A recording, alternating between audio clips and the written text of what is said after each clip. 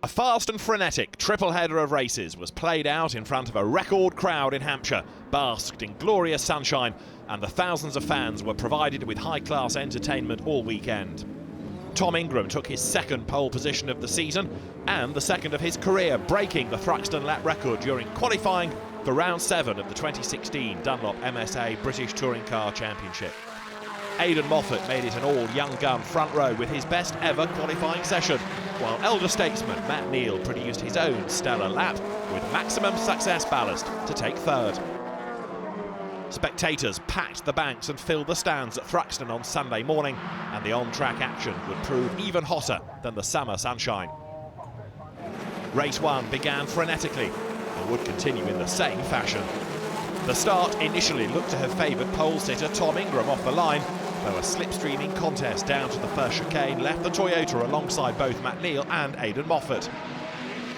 3 into 1 simply wouldn't go, and when the dust settled it was Neal's Honda leading Josh Cook's MG out front, while Moffat and Ingram were shuffled down the order following contact. Wickes Racing's Adam Morgan eyed his opportunity at the start of lap 2, brushing past Ingram at Campbell, with the Toyota now nudged further down the pack. Moffat made his way past the pole sitter too, while the other MG6 of Ashley Sutton ended up in the tyres at Goodwood, trying to do the same. Neal initially pulled away out front, leading from Cook, Morgan, Moffat and Ingram at the end of the second tour, with positions changing at almost every corner. The pack, however, began to reel in the Honda man while he was trying to manage his pace, carrying maximum ballast.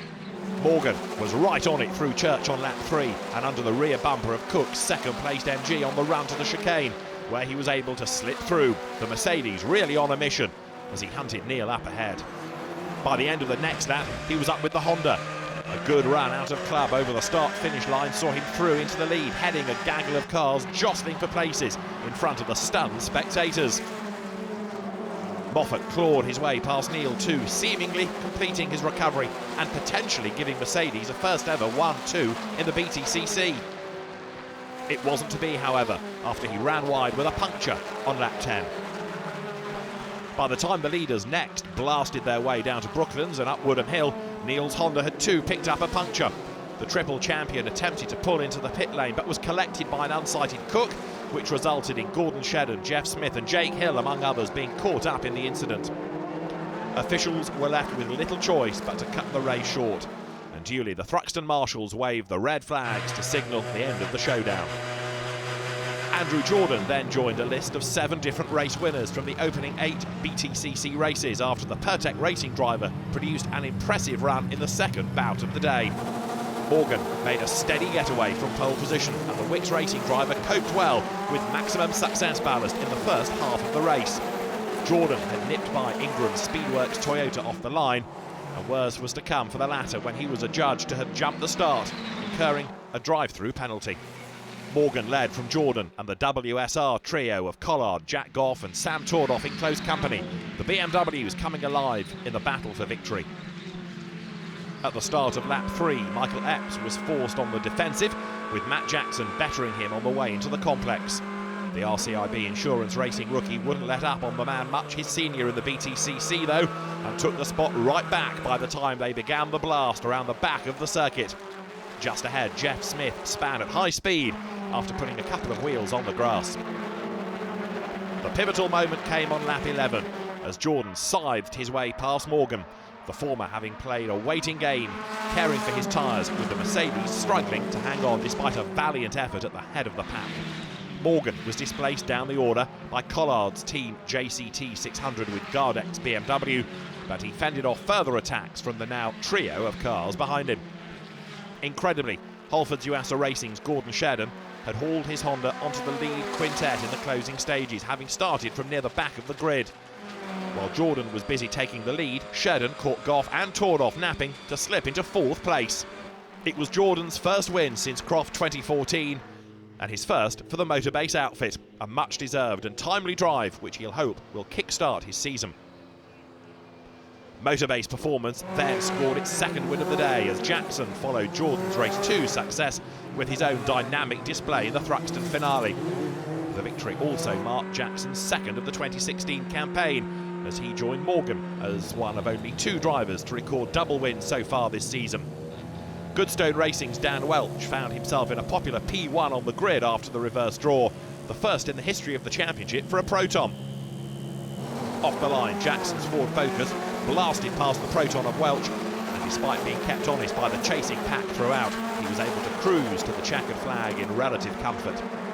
Welch went side by side with WSR's Sam Tordoff on the opening lap before the BMW slid wide at Seagrave and onto the grass, while a trio of cars towards the back of the grid came together, spinning on the exit of the complex. Being cheered on by the crowd, underdog Welch then fended off several attacks from behind whilst closing in on leader Jackson, but the Goodstone Racing driver would face disappointment on lap 5. He suffered a breakage and his car went off and hit the barrier.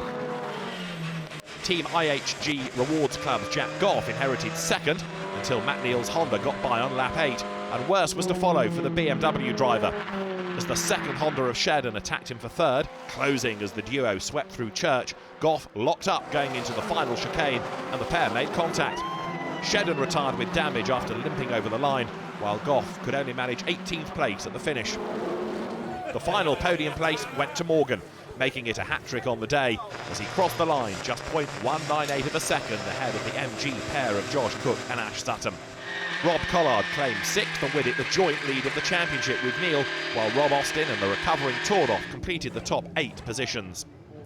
The top 10 included 2 young drivers who each enjoyed a special day's racing in the BTCC. Dan Lloyd took 9th and the Jack Sears Trophy to complete a fine debut with Eurotech Racing, while 10th place Mike Epps took his best ever result and good points. At the close of play, Louise Goodman caught up with hat-trick king Adam Morgan as he looks forward to his home event at Alton Park. Well, Adam, any race weekend when you're leaving home with a win and 2 third places under your belt is got to be a good one, hasn't it? Unbelievable. If someone said you're going to come here and get 3 podiums on a race day, is I would to believe them, and it's just been fantastic. So just massive thank you to everyone at Wicks Mercedes. They've been amazing, and hopefully we can repeat it some later on at Alton. Well, your tail's got to be in the air going to Alton. Obviously, it's your home race, so a race where you, of all people, would like to get some more good results. Yeah, it's my local track. Unfortunately, it's been the worst one I've had as in terms of results. But you know, if you know, I'd like to turn that around this time, and you know, if it proves anything in the championship, consistency is key, and the points that we've taken away from this weekend have been massive. And if we can replicate sort of 3 top 10s at Alton, it will be fantastic, and just keep the championship hunt going. Who are the drivers to look out for at Alton Park? Who are the guys who you think will run well there, have got the right car for that circuit? You know, the Hondas are going to be quick round there. I think the MGs will also be pretty quick. It also suits the rear-wheel drive guys as well. So, you know, any pick of 10, you know, it could be anyone. But you know, we've proven that our car works really well around here. I don't see any reason why it can't work at Alton, so we'll be having a go. It's a very popular race for the local fans, isn't it? What can they expect to see there? Just incredibly close racing. The track at Alton is incredibly tight and narrow.